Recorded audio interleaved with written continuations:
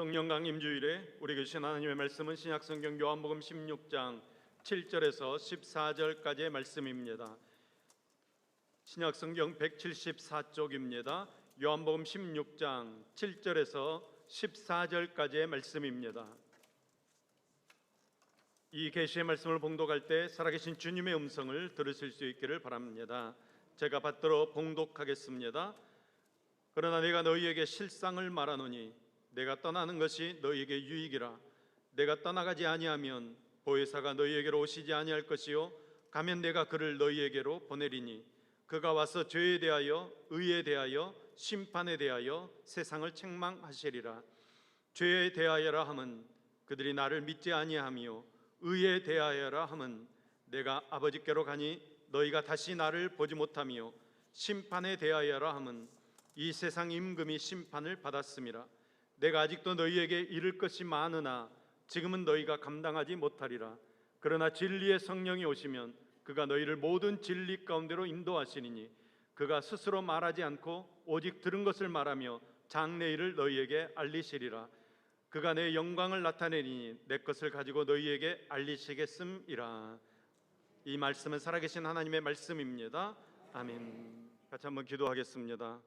저희에게 날마다 성령의 충만한 은혜를 부어주신 하나님 아버지, 오늘 또 우리가 주의 성령을 사모합니다. 주의 성령 이곳에 임재하여 주시고 우리 위에 충만히 역사하여 주시옵소서. 성령 강림주일에 우리에게 주실 하나님의 말씀을 기대하고 소망합니다. 주님의 말씀을 받아들이도록 우리의 마음을 준비해 주옵소서. 우리를 잠잠케 하옵시고 주님의 말씀만이 들려지도록 역사하여 주시옵소서.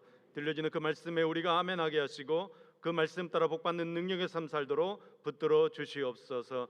우리에게 말씀하여 주시는 예수님의 이름으로 기도합니다. 아멘. 오늘은 해피투게더 정교인 총출석 주일입니다. 예배를 준비하면서 여러 가지를 생각했습니다. 특별 순서는 뭘 준비할까? 또 이렇게 우리가 한꺼번에 연합 예배로 드리자는 의견들이 많았는데 연합 예배로 드릴까? 고민이 많았습니다. 그런데 하나님께서 저에게 이런 마음 주셨습니다. 이분들이 한번 교회에 오고 오늘 예배 오고 나서 다시 안 오실 분들이 아니다. 뭔가 특별한 행사보다는 평상시에 드리는 예배 그대로 같이 예배 드렸으면 좋겠다. 여러분은 손님으로 온 것이 아닙니다. 여러분이 우리 광주성안교회 주인입니다. 지금 여러분이 앉아있는 그 자리, 여러분이 지켜야 할 자리입니다. 오늘 예배가 그것을 깊이 생각할 수 있는 예배 되기를 소망합니다. 무슨 이유에서든지 교회를 쉬다가 다시 나오는 것 쉬운 일이 아닙니다. 특별한 결심을 해야 합니다. 여러분 스스로가 특별한 결심을 한 것 같지만 성령님께서 여러분의 마음을 움직여 주신 것입니다. 여러분이 지금 이 자리에 앉아 있는 것 성령의 역사하심인 줄로 믿습니다. 우리의 신앙생활은 성령의 역사하심으로 계속 이어지는 것입니다. 때문에 교회를 오래 다녔지만 아직도 신앙의 확신이 부족하고 능력 있는 신앙생활을 못하고 늘 신앙생활이 힘겹다고 느껴진다면 성령님과의 관계를 돌아보아야 합니다. 우리의 신앙생활에 성령님의 사역 없이는 절대로 온전한 신앙생활을 할 수 없습니다. 성공적인 신앙생활 불가능한 것입니다. 그러므로 우리는 신앙생활의 성공을 위해서 성경을 열심히 공부해야 하고 또 예배생활에 최선을 다해야 하고 기도생활을 충실히 해야 되고 봉사생활에 열심을 내야 합니다. 그런데 여러분 하지만 그 모든 것 위에 성령의 역사가 없으면 아무 의미 없는 것입니다. 성령님께서 역사하셔야만 온전한 신앙생활이 가능하다는 것입니다. 예배드리는 것도 성령의 감동 없는 예배는 문제가 생기게 될 것이고 성령 공부를 아무리 많이 해도 성령의 가르치심이 없으면 우리는 변화되지 못합니다. 아무리 부지런히 봉사하고 헌신해도 성령님께서 주시는 기쁨이 없으면 그것은 고역이 되고 마는 것입니다. 우리의 신앙생활에는 무조건 성령님의 역사, 성령님의 감동하심이 함께 하셔야 합니다. 그래야 할 때 행복한 신앙생활, 성공적인 신앙생활, 축복받는 신앙생활을 할 수 있는 것입니다. 그러면 여러분, 왜 우리가 성령의 충만함을 받아야 합니까? 왜 우리가 성령의 인도하심을 받아야 합니까? 저와 여러분의 신앙생활은 내 뜻을 이루기 위한, 우리의 뜻을 이루기 위한 신앙생활이 아닙니다. 우리가 오늘 주님 앞에 나와 예배 드리는 이유는 내가 축복받기 위해서, 내 병에서 고침받기 위해서, 내 가정의 문제 해결하기 위해서, 내 회사의 문제 해결하기 위해서 예배 드리고 있는 것이 아닙니다. 우리를 드려서 하나님께 영광이 되기 위해서 우리는 예배 드리고 있습니다. 우리의 모든 것을 드려서 하나님께만 영광이 되어져야 합니다.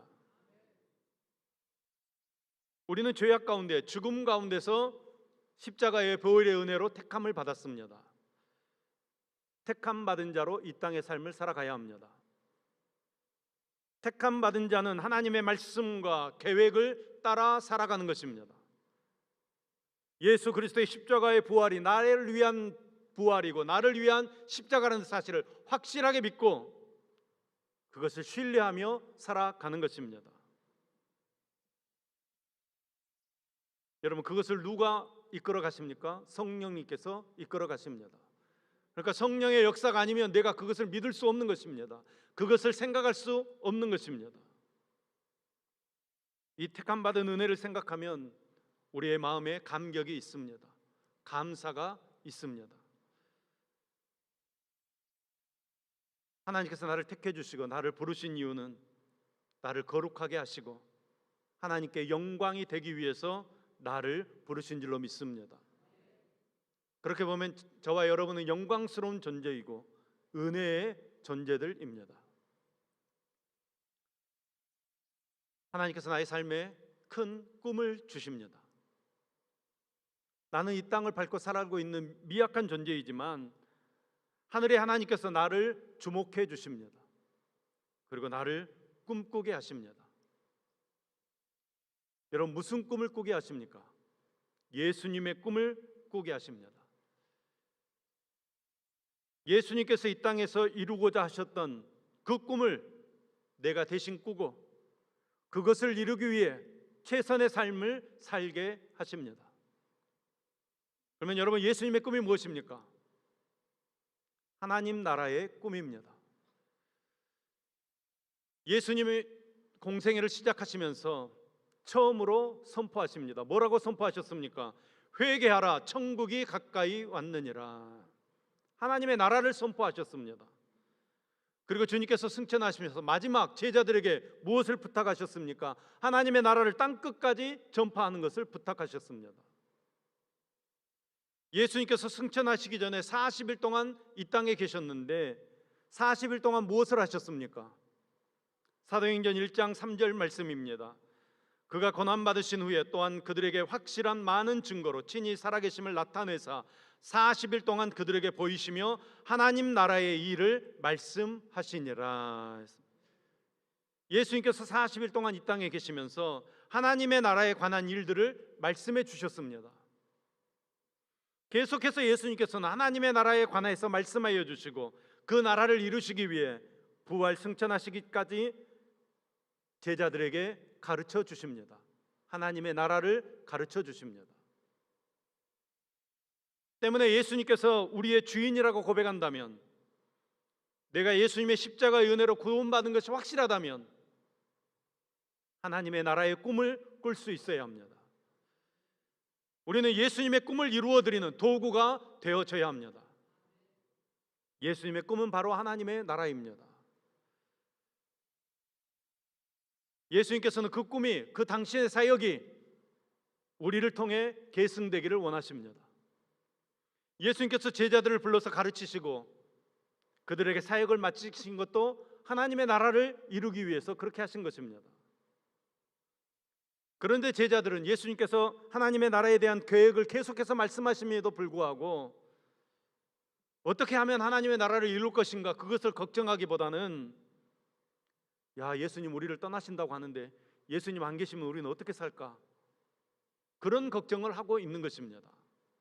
요한복음 16장 5절 6절 말씀입니다. 지금 내가 나를 보내신 이에게로 가는데 너희 중에서 나더러 어디로 가는지 묻는 자가 없고 도리어 내가 이 말을 함으로 너희 마음에 근심이 가득하였도다.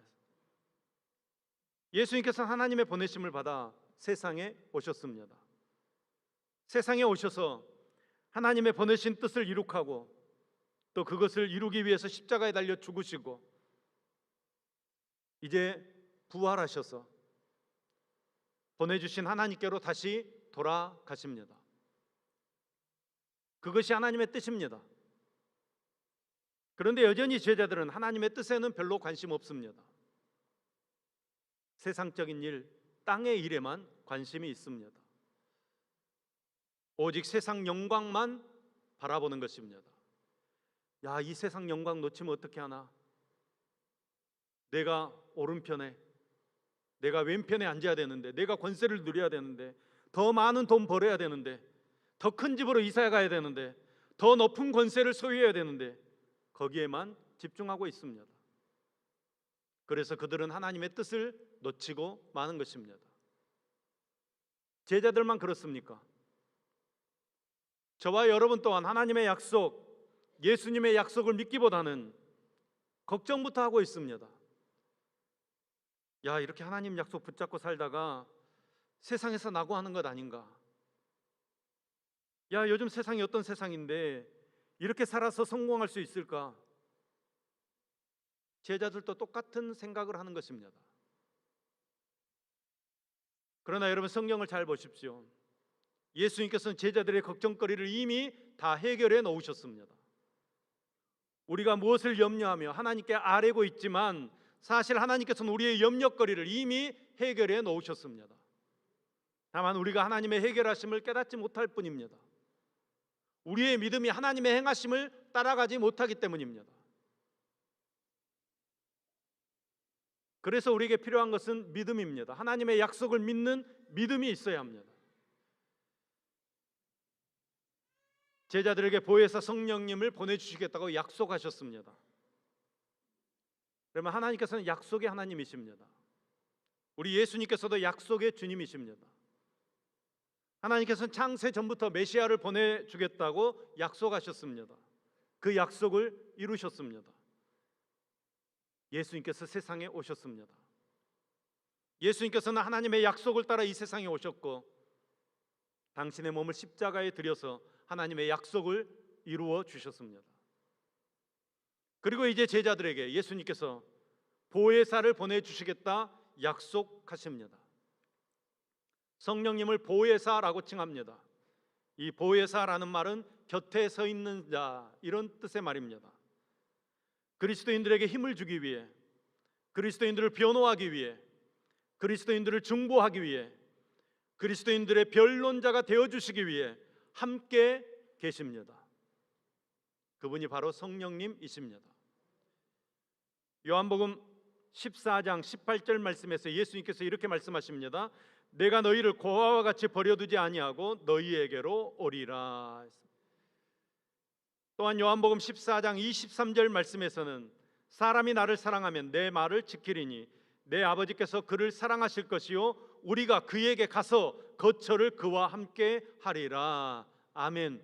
거처를 그와 함께 하리라. 무슨 말입니까? 우리와 함께 사시겠다는 것입니다. 우리 안에 성령님께서 집을 지으시고 거처를 함께 하시겠다는 것입니다.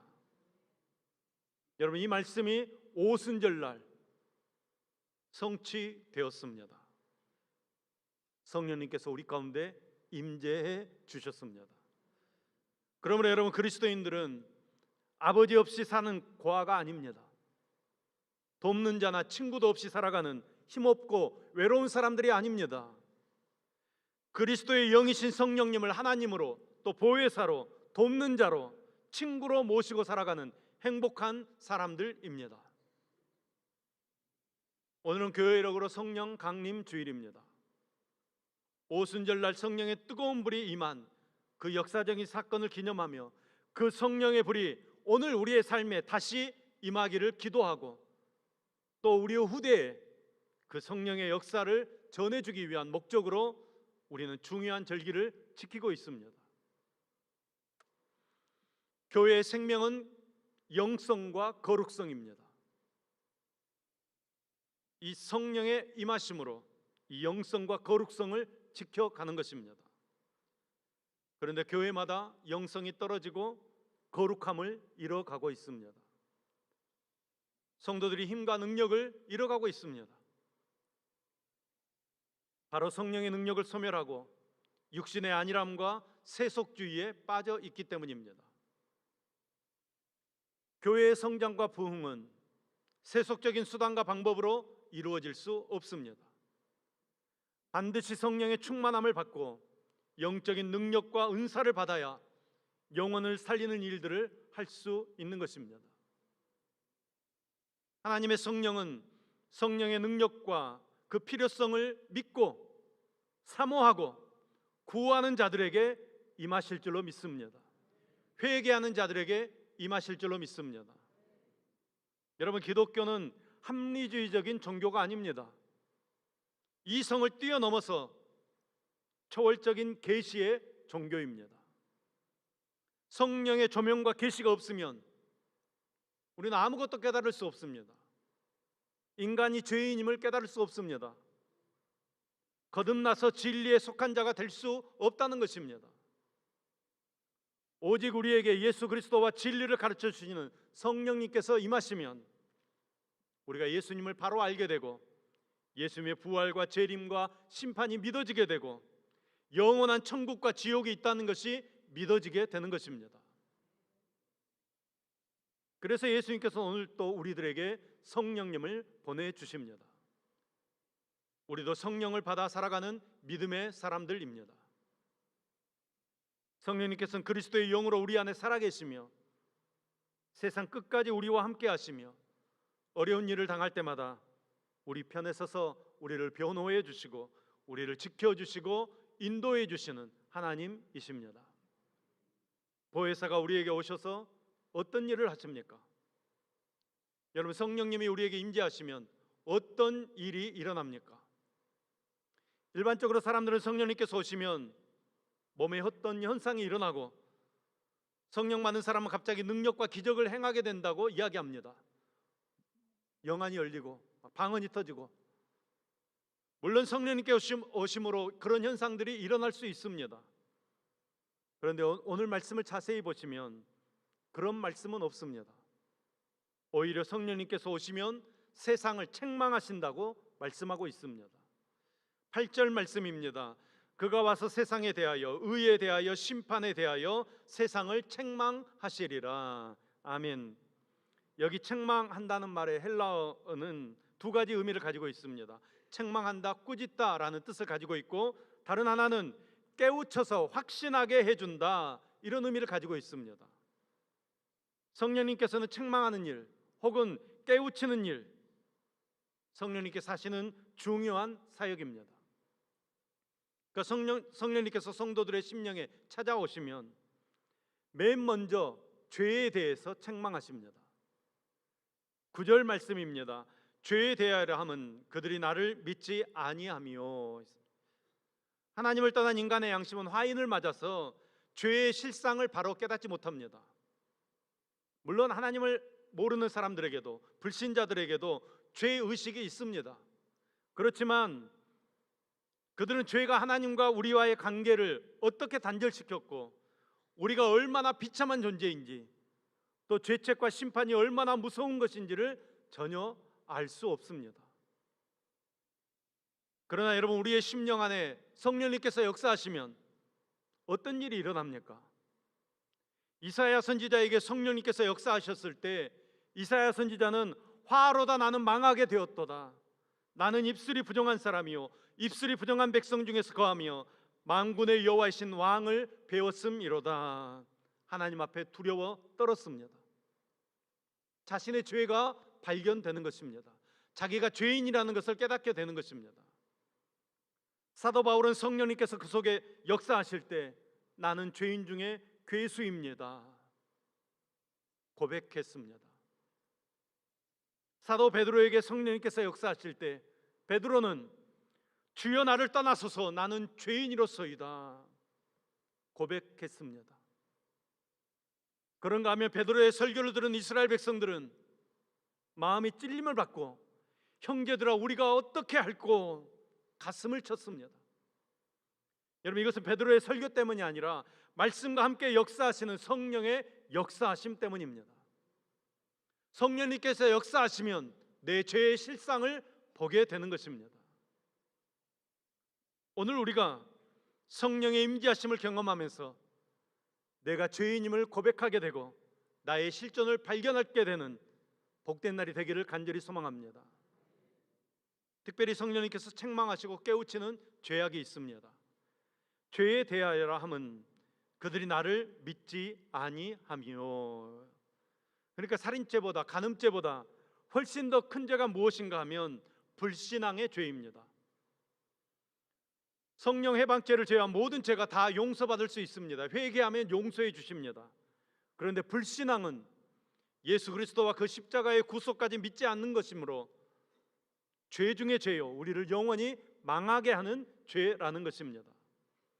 그 때문에 성령님께서는 우리로 하여금 죄의 실상을 바로 알게 해주시고 우리의 불신앙을 깨우쳐서 예수 그리스도의 십자가와 부활을 믿을 수 있도록 우리를 구원의 길로 인도하시는 것입니다. 두 번째로 의에 대하여 깨닫게 해주십니다. 의가 무엇인지, 어떻게 하면 의인 되는 것인지 성령님께서 우리로 깨닫게 해주십니다. 유대인들은 율법의 의를 자랑했습니다. 바리새인과 서기관들은 자기 의를 자랑했습니다. 여러분, 이런 의들은 다 거짓된 의들입니다. 본문 10절 말씀입니다. 의에 대하여라 함은 내가 아버지께로 가니 너희가 다시 나를 보지 못하며.